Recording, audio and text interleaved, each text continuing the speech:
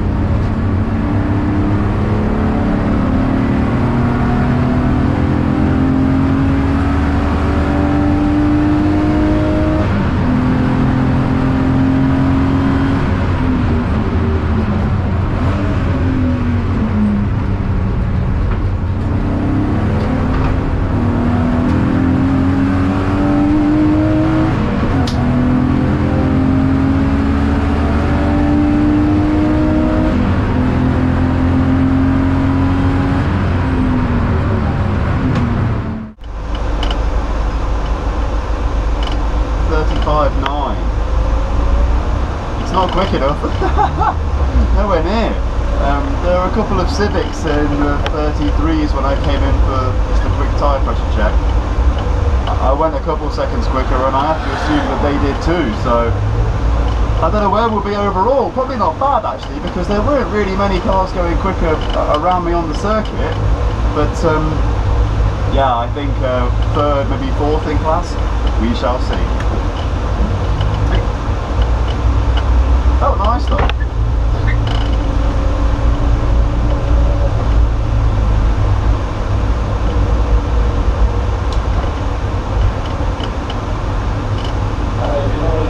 Very warm welcome to Donington Park for this, the E36 final weekend with 7 different championships focused us over the course of the next 2 days of racing here at Donington Park on the national circuit on this occasion. Third, as it turns out, in Class C. It was very slippy out there, the wet tyres were the right call. It looked like it might be drying out a little bit, but as soon as I got on the circuit it became really clear that no, it's definitely wet. I got down to a 1:35.9 in the end. To give you an idea, dry pace in this car is around a 22, so 13-14 seconds slower in these conditions, so really slippy. There were a couple of cars in Class C who got well away, two Civics, Jonathan Packer and Andy Bailey out-qualified me by a good few seconds actually, so I'm going to have some work to do, but I have lots of cars around me, and I've actually come out 12th overall on a grid of 39 cars, which from Class C, which is only 180 horsepower per tonne, and there's cars out there allowed as much as 300, I'm really happy with. And being mid-pack like that, whatever happens in class, there's going to be some fantastic racing. I'm just going to go around and disseminate the latest aspects of the brand, because it is 2 weeks till Christmas, and the race is in just over an hour and a half, so see what we can do over 45 minutes rather than just 1 lap.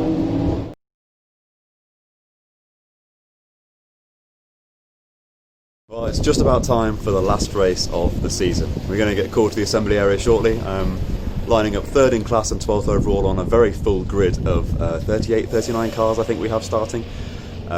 It's going to be interesting. We've got 45 minutes in a circuit that is still really slippery. I was watching the lap times of the other races beforehand, and it's full wet. Everyone's lap times suggest it's wet, so I'm going on wet tyres, and it looks like around 2/3 of the field are as well. So it'll be a game of feeling the circuit, feeling the car throughout. I think the circuit may improve a bit towards the end, but it's going to remain that game of balance and feel and seeing who can find the best lines. I really like that kind of race. I like being up on the balance of the car all the time, and it usually suits me okay. So let's see what we can do. Stay tuned.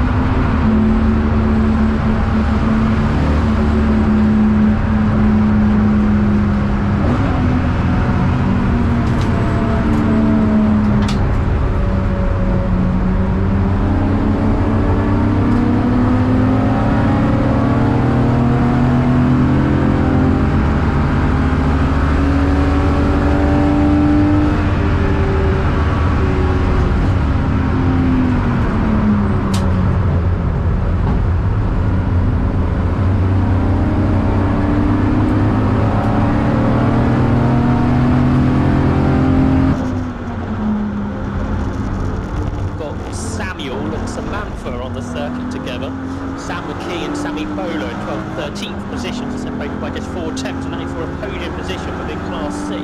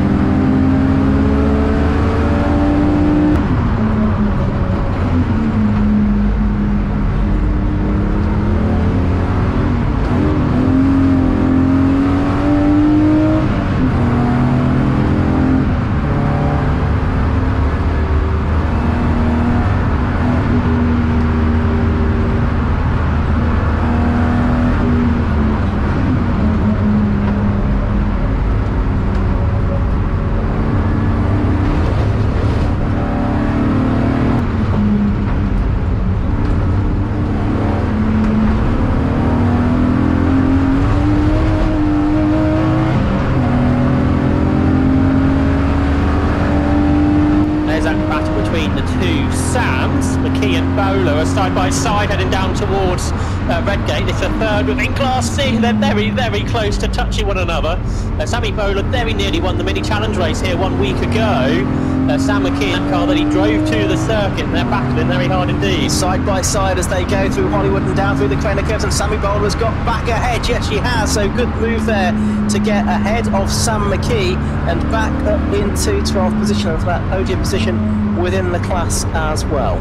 Problem for McKee, of course, because he won last time out. He's got that penalty that you mentioned earlier that's going to lose him time in the pit stop. Yeah, so he has got 15 seconds extras to serve, which should be hard to come back from. That's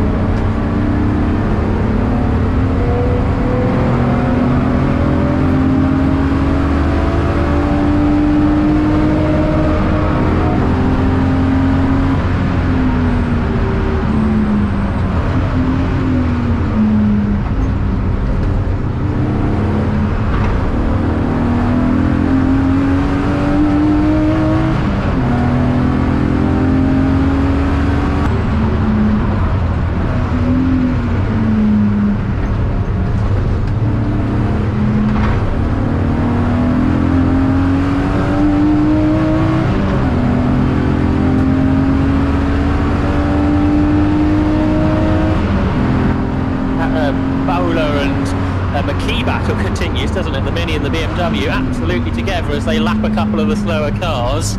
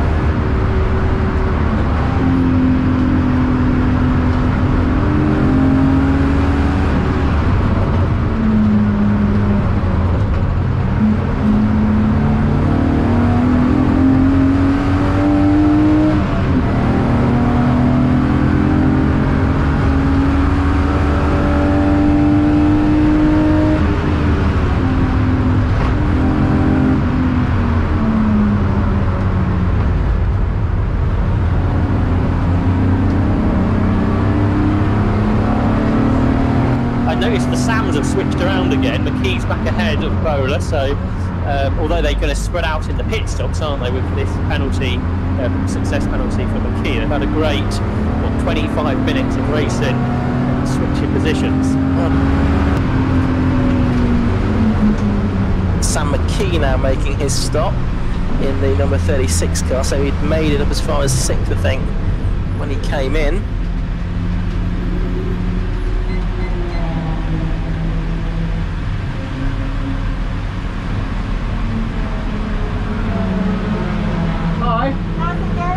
Yeah, good. It was quite satisfying to get back past Sammy. Yeah. It's a really good mood in traffic. Yeah, really good. Your man really good for the paid off. I know. Where am I overall?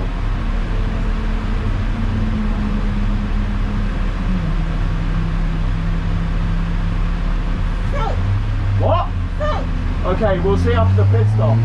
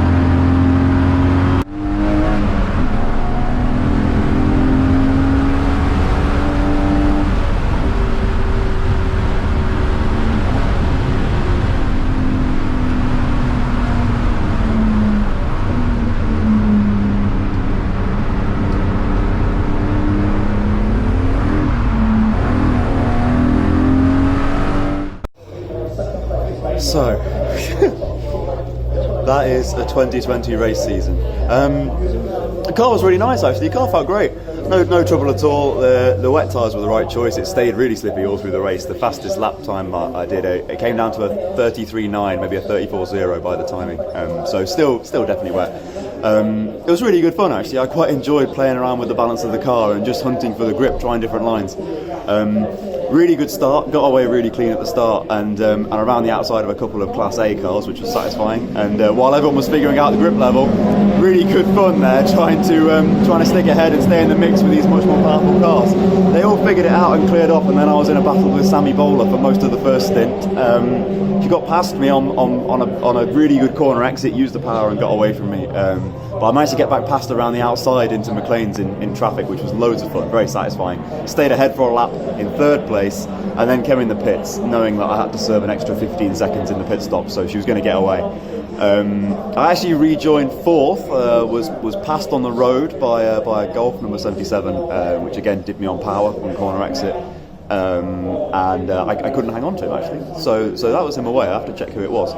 And I was settled into fifth place for the remainder of the race. I've come home 11th overall of the 39 cars who qualified, which is I mean, it's fantastic from Class C, you know, to show how much performance is possible, to get out of a car that hasn't got that much power but is on the right tyres and is being driven right to its limit. That's really satisfying. But I was really hoping for a top 10. I mean, the first overall top 10 I'd done in Roadsports, I think. So I missed out by one slot, and it was Sammy who beat me. I made back some of that 15-second penalty. I finished up 11 behind her or something like that, but couldn't do it, unfortunately.